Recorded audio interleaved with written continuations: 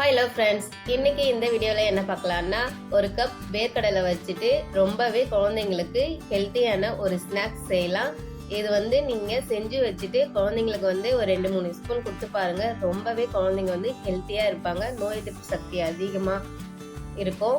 இது எப்படி செய்யலான்னு பார்த்தீங்கன்னா, ஒரு கப் வேர்க்கடலை எடுத்து நல்லா மிதமான தீயில நல்லா வறுத்துக்கோங்க. வறுத்துட்டு அந்த தோல் எல்லாம் என்ன பண்ணுறீங்கன்னா எடுத்துருங்க. தோல் எடுத்துட்டு ஒரு மிக்சி ஜாரில் போட்டு அதை நல்லா அரைச்சிக்கலாம். அரைச்சி வச்சுட்டு அதுக்கப்புறம் என்ன பண்ணலான்னா, ஒரு கடாயில்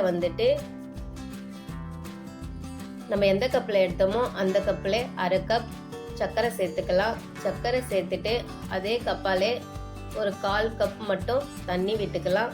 தண்ணி விட்டுட்டு நல்லா மிக்ஸ் பண்ணுங்க. லைட்டாக நுர வர மாதிரி இருக்கும். அந்த டைமில் என்ன பண்ணுறீங்கன்னா, நம்ம அரைச்சி வச்ச வேர்க்கடலையை அதில் போட்டு நல்லா கிண்டிக்கோங்க.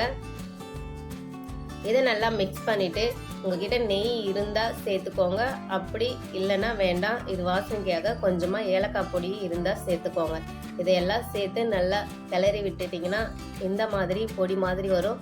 இந்த பொடியை நீங்கள் ஒரு டப்பாவில் போட்டுட்டு குழந்தைங்களுக்கு அப்பப்போ ஒரு 2-3 ஸ்பூன் கொடுத்து பாருங்கள். நல்லாவே ஹெல்த்தியாக இருப்பாங்க. அது மட்டும் இல்லாமல் இந்த பொடி நீங்கள் தினமுமே கொடுக்கலாம். இந்த வீடியோ உங்களுக்கு பிடிச்சிருந்தா மானியம் சேனலை லைக் பண்ணுங்கள், ஷேர் பண்ணுங்கள். மறக்காமல் நீங்கள் சப்ஸ்கிரைப் பண்ணுங்கள். அடுத்த வேற ஒரு வீடியோவில் சந்திக்கலாம். அது வரைக்கும் நன்றி.